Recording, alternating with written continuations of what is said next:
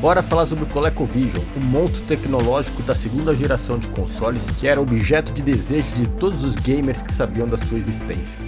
The Connecticut Leather Company, mais conhecida como Coleco, foi fundada em 29 de fevereiro de 1932 por um imigrante russo que era sapateiro e se chamava Maurice Greenberg, em Connecticut, Estados Unidos. O nome Coleco nada mais era do que a abreviação do nome de uma empresa americana que, se tivesse seu nome traduzido para o português, seria a Companhia de Couro de Connecticut. No início das suas atividades, fornecia couro e acessórios para se fazer sapato. Em 1938, começou a vender sapatos de borracha. Por conta da Segunda Guerra Mundial, essa empresa teve suas atividades comerciais expandidas devido à demanda por produtos e suprimentos fornecidos por ela. Com o fim da guerra, a Coleco havia se expandido e começou a diversificar suas atividades, chegando a oferecer equipamentos para limpeza de chapéu e até mesmo engraxantes de mármore. No ano de 1954, a Coleco participou da Feira de Brinquedos de Nova York. Nesse evento, obteve muita visibilidade com os produtos expostos por ela.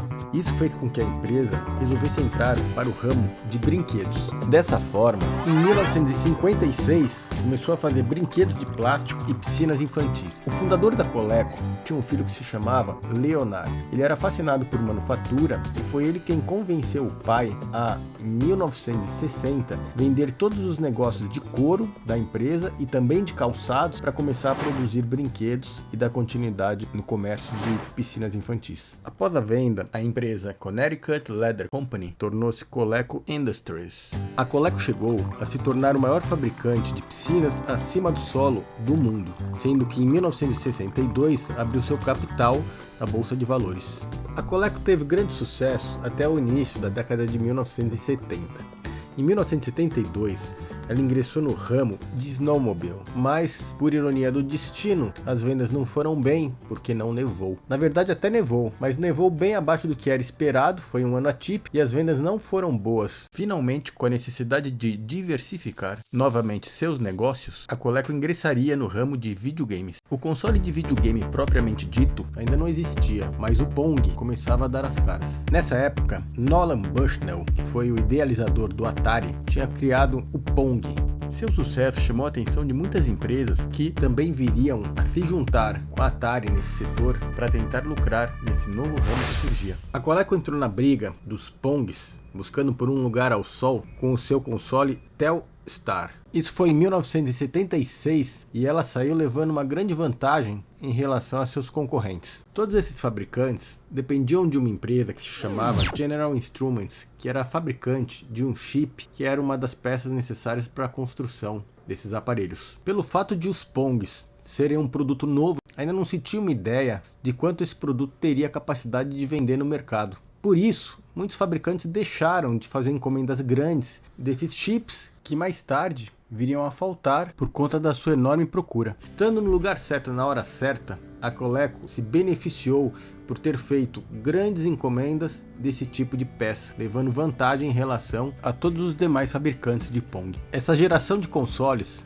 chamados consoles dedicados, que possuíam seu próprio chip de jogos internos, iria contribuir para o fortalecimento financeiro da Coleco para prepará-la para ingressar na segunda geração dos consoles que estava por vir. Só que não, os modelos iniciais da linha Telstar fizeram sucesso e com isso a empresa optou por lançar 9 novos produtos ligados a esse segmento. Atrasos no lançamento e erros estratégicos fizeram com que a Coleco quase viesse a pedir falência, chegando a perder em torno de 22 milhões de dólares.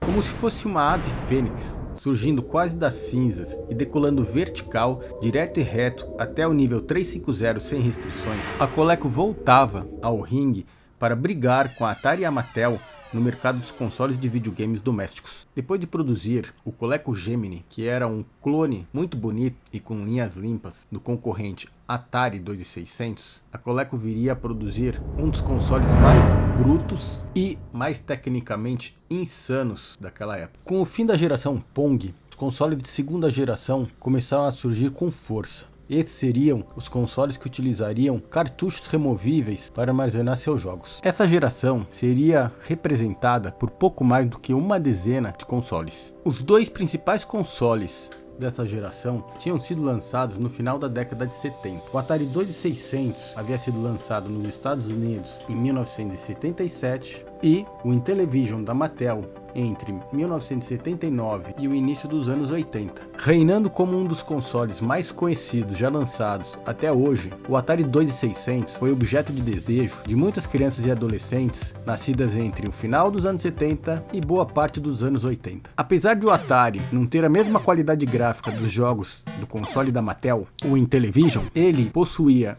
uma extensa biblioteca de jogos e muitos de seus jogos copiavam os fliperamas arcade, que faziam um sucesso absurdo. Numa época em que o relógio de pulso digital era sinônimo de modernidade tecnológica, o computador doméstico ainda era pouco conhecido e muito limitado, uma máquina de fliperama praticamente refletia a mágica em frente aos olhos do jogador. Tendo noção do poder viciante que os fliperamas arcade geravam em admiradores desse tipo de diversão, a Atari não deixou de investir pesado em migrar muitos jogos de fliperama para o seu console. Era simplesmente surreal o fato que, de repente, de uma hora para outra, aqueles jogos de fliperama que custavam tão caro para crianças e adolescentes estavam disponíveis dentro de suas casas para serem jogados a qualquer momento, ligando apenas o botão do console. Fazia parte da biblioteca da Atari títulos consagrados de fliperama como Space Invaders, Defender, Asteroids, Centipede, Galaxian, Donkey Kong e por aí vai. Anos mais tarde, em 1982, chegou a vez da Coleco reivindicar seu lugar nessa brincadeira, apresentando um dos consoles com maior revolução tecnológica já vista até os dias atuais. O ColecoVision entrava no ringue para brigar, dando uma rasteira no Atari 2600, seguida de um jab de direita, bem como um mata-leão no seu amiguinho Intellivision. Nocaute tecnológico. Isso graças a um processador gráfico TMS 9928 Alpha da Texas Instruments, que era o mesmo dos modernos computadores MSX. Seu processador principal era um Zilog Z80 de 2.5 MHz, também da Texas Instruments. Um processador SN76489, muito moderno, fornecia o som desse console. A velocidade do processamento gráfico era garantido graças a 16 KB de memória RAM, também algo raro para aquela época. O ColecoVision teria entrado mais tarde no mercado de consoles devido ao alto preço das peças utilizadas, principalmente memória RAM. Um engenheiro de nome Eric Brumley, em determinado momento, viu uma reportagem no Wall Street Journal dizendo que o preço da memória RAM tinha sido reduzido. Ao informar para Greenberg sobre essa redução de preço, o projeto do ColecoVision foi autorizado e colocado em prática. Esse sistema de última geração permitia fazer com que jogos que fossem bons nos concorrentes ficassem muito melhores no ColecoVision. E o que não era bom, surpreendentemente, ficava bom. Se o Atari revolucionou, trazendo para a televisão de casa uma biblioteca enorme de jogos parecidos com o de fliperama, o ColecoVision trouxe o fliperama para dentro da televisão. Aqueles jogos arcade tão cobiçados no passado eram praticamente reproduzidos quase que fielmente nas televisões por conta da brutal qualidade gráfica desse console. Uma das características muito marcantes do Atari 2600 foi a qualidade da arte, da caixa e da label dos cartuchos originais dessa marca. Eu arriscaria dizer que de todos os consoles já criados até os dias de hoje, o Atari 2600 deu aula nesse quesito. Para chamar a atenção e reforçar suas qualidades arcadianas, a Coleco não deixava de colocar fotos das máquinas arcade nas suas embalagens, associando fielmente o jogo à máquina de fliperama. Entre todos os jogos de fliperama disponibilizados pela ColecoVision, o Donkey Kong teve uma importância vital para o sucesso desse projeto. Lembra do engenheiro Eric Brumley da memória RAM? No início dos anos 80, durante uma viagem para o Japão, a fim de se encontrar com o presidente da Nintendo, Hiroshi Yamauchi, no intervalo da reunião, ao fazer uma saidinha para ir ao banheiro, se deparou com uma máquina do Donkey Kong. Esse foi o início de uma parceria bem sucedida entre o ColecoVision, o Macaco Peludo e a Nintendo. Um adiantamento de $200 mil, mais a promessa de $2 por unidade vendida do jogo Donkey Kong, dariam à Coleco o direito para explorar aquele personagem. Como foi dito, a ColecoVision fez muito sucesso com suas versões caseiras de jogos de fliperama. Entre os jogos foram lançados Bumpy Jump, Burger Time, Carnival, Centipede, Congo Bongo, Decathlon, mais conhecido como Decathlon, Defender, Donkey Kong Jr., Frogger, Galaxian, Frontline, Jungle Hunt, Looping, Mr. Do, Turbo e um de seus maiores sucessos, o jogo Zaxxon.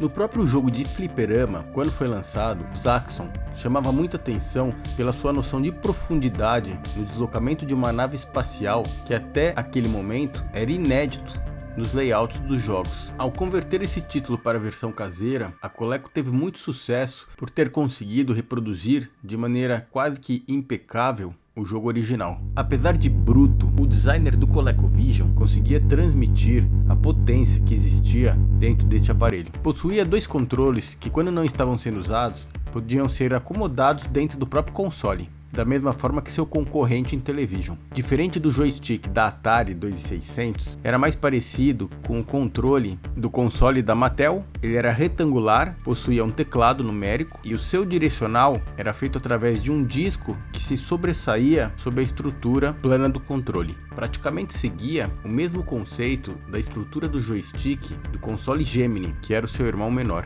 Os jogadores desse console também contaram com dois acessórios que chegaram a ser lançados e colocados no mercado. O primeiro seria um controle que substituiria o controle original, e ele seria um joystick que trabalharia na vertical, teria um pino direcional com uma bola laranja e um teclado na parte de trás. Até era legal, mas era um controle desajeitado. O segundo controlador seria um trackball, mais frescamente conhecido como Roller Controller. No lugar do joystick ou do disco, ele possuía uma bola que girava 360 graus dentro da sua estrutura e permitia que o jogador direcionasse o seu personagem na tela livremente. Além do aparelho ColecoVision, a Coleco lançou módulos que poderiam ser conectados ao console. O primeiro módulo lançado se chamava Módulo de Expansão número 1 e foi o mais polêmico deles. Sem pedir autorização para Atari, esse aparelho permitia rodar jogos do Atari 2600 no próprio ColecoVision. Uma vez que o módulo fosse conectado ao console, um cartucho de Atari 2600 podia ser encaixado nesse módulo e as informações do jogo do cartucho eram passadas diretamente do módulo para o aparelho de TV, utilizando o ColecoVision apenas como um transportador da informação até a TV. Logicamente, a Atari viria a processar a Coleco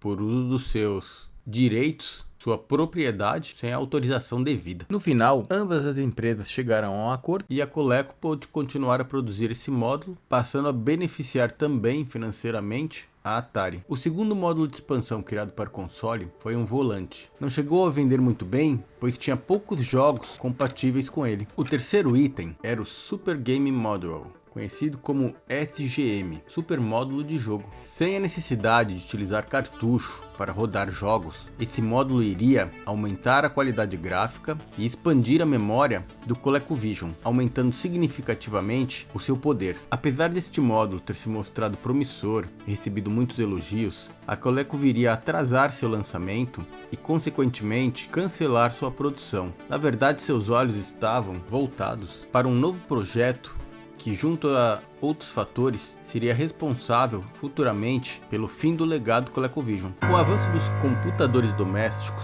os fabricantes de consoles de videogame começaram a se sentir pressionados, uma vez que um computador, além de executar funções que um console não conseguia executar, também fornecia jogos de qualidade gráfica bem superiores ao que a maioria dos consoles entregava. Para não ficar atrás e procurando voar na frente do avião, a Coleco lançou o Adam Computer, computador Adam.